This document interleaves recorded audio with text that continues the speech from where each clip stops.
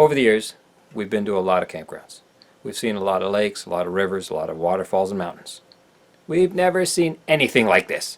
Yellowstone National Park is amazing. About 640,000 years ago, Yellowstone exploded in a massive volcanic eruption.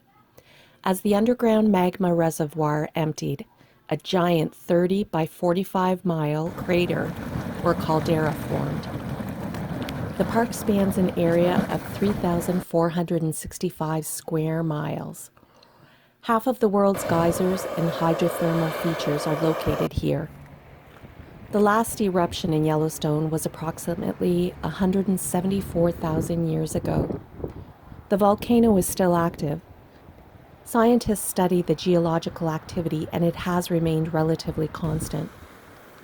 So although an eruption is possible, it's unlikely to happen in the next 1,000 years or more.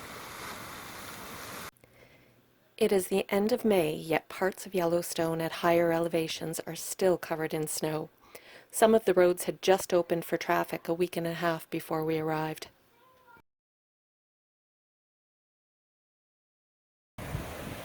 President Ulysses S. Grant established Yellowstone National Park on March the 1st, 1872. 96% of Yellowstone is in Wyoming, while 3% is in Montana and 1% is in Idaho. Over 10,000 hydrothermal features, including geysers, hot springs, mud pots, and steam vents, have been documented within the park, and there are nearly 500 geysers that are actively erupting. We were here the last week of May, and it was crowded. I can't imagine how busy it must be during the summer months. If you are visiting, I would recommend coming during off-season times to avoid long lines of traffic and the lack of parking space at each of the thermal features. We spent a few days at a campground outside of the park and a few days inside Yellowstone. Our campground in Yellowstone National Park had bison roaming around the sites. We even saw one big guy lying right in front of a family's tent, blocking their entrance. In 1902, after years of hunting and poaching, there were only about 24 bison left in Yellowstone. Employees of the park have worked really hard to bring the species back from the edge of extinction, and they have done an excellent job. Every day we spent about an hour in our vehicle waiting for the bison jams to clear from the road to let the cars through. When a bison decides to block the road, there just isn't much you can do about it but wait it out. Hundreds of species of animals, birds, mammals, fish, amphibians have been recorded here in Yellowstone, including some that are endangered or threatened species. It really is an amazing place. Yellowstone's climate varies due to its varying altitudes, with it being warmer in the lower altitudes. The highest temperature ever recorded was 99 degrees Fahrenheit or 37 Celsius, and the lowest temperature ever recorded in Yellowstone was minus 66 Fahrenheit or minus 54 Celsius. June to early September are usually about 70 to 80 degrees Fahrenheit, 21 to 27 Celsius during the day, but can drop to freezing at night.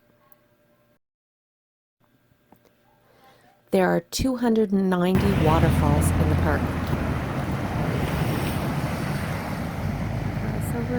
Yellowstone has between 1,000 and 3,000 earthquakes each year, most of which are too small to be detected by humans, but are monitored by scientists.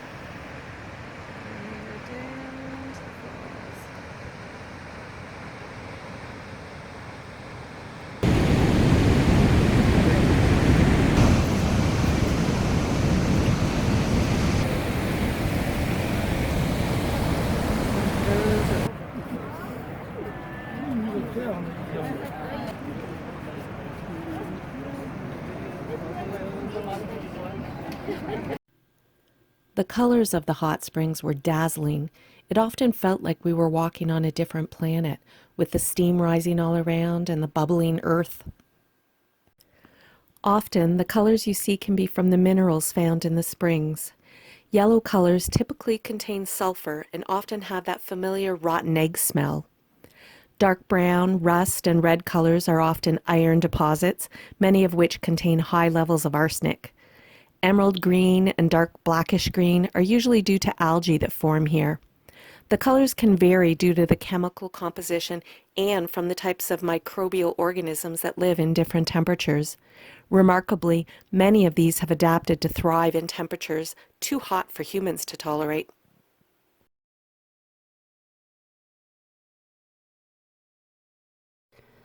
Grand Prismatic Springs is the largest and one of the most brilliant of Yellowstone's many colorful hot springs. Its massive expanse stretches approximately 200 feet across. The high temperature of its water, 160 degrees Fahrenheit or 70 Celsius, ensures that the spring is often cloaked in steam. The intense blue color in the center of this hot spring is due to sunlight being scattered by fine particles suspended in the water.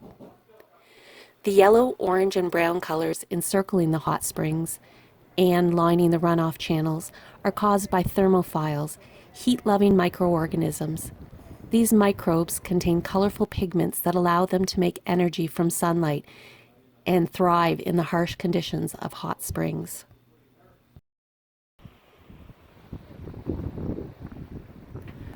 Artists' paint pots is a good place to let your mind absorb the smells, colors, and sounds that surround you. Feel the heat of the sun, the cool of the breeze, and the steam from a hot pool. Let your imagination run free with the shapes and colors as others have before you.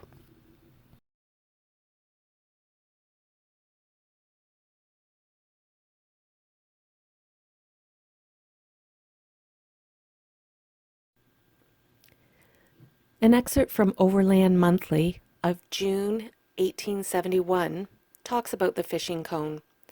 A gentleman was fishing from one of the narrow isthmuses or shelves of rock which divided one of these hot springs from the Yellowstone Lake, when, in swinging a trout ashore, it accidentally got off the hook and fell into the spring. For a moment it darted about with wonderful rapidity, as if seeking an outlet. Then it came to the top, dead and literally boiled. Black Dragon's Cauldron. This mud pot roared into existence in 1948, blowing trees out by roots and forever changing this once quiet forested hillside. A park interpreter named the new feature for its resemblance to a darkly colored demon of the backwoods. For several decades, it erupted in explosive 10 to 20 foot bursts of black mud. Over the years, it has moved 200 feet to the southeast and become relatively quiet. However, as change is constant in Yellowstone, the Black Dragon may one day roar back to life. This vat of bubbling mud contains the perfect mix of ingredients to create mud pots.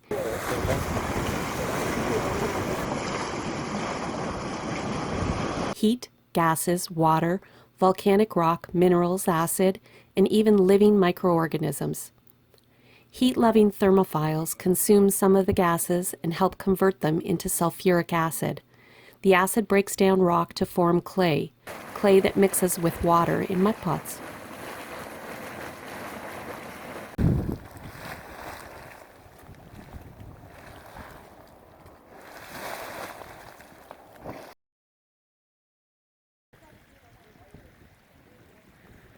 Mammoth Hot Springs, near the park's north entrance, is quite different from any other part of Yellowstone. It's a small community, feels like any other small town, and it's a fascinating rock formation as well. Much of the rock here is soft, porous limestone. As the warm water seeps up from the ground, it's carrying carbon dioxide, so it's a weak carbonic acid solution. This acid dissolves the limestone as it travels upward. When it reaches the surface, much of that carbon dioxide escapes into the atmosphere, diluting the acid, so the limestone will no longer remain in solution. It forms back into a solid rock, leaving these white deposits called travertine. The terraces left behind form the famous inside-out caves.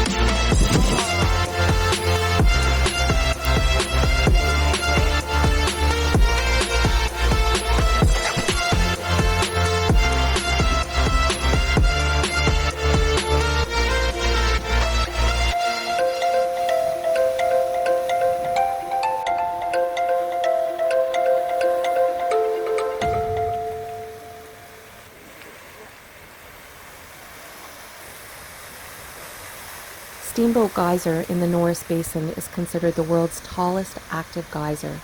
It has been recorded as erupting over 300 feet or 91 meters in the air.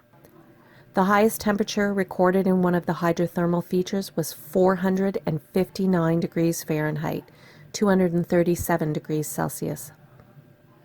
Norris Basin is one of the hottest and most acidic areas in Yellowstone National Park, with many hot springs and fumaroles having temperatures above boiling. Stay on the boardwalks at all times. Every year, new hot springs and geysers appear and others go dormant. This hillside is venting. Escaping sulfuric acid, gases, and steam create a barren and very dangerous landscape called a solfatara. Scalding mud and steam are often barely covered by hot, crumbling, decomposing rock. The hottest of Yellowstone's geothermal features are fumaroles or steam vents. Fumaroles in Norris Geyser Basin have measured up to 280 degrees Fahrenheit, 138 Celsius. A plentiful water supply would help cool these features. However, steam vents are usually found on hillsides or higher ground, above the basin's water supply. They rapidly boil away what little water they contain, releasing steam and other gases forcefully from underground.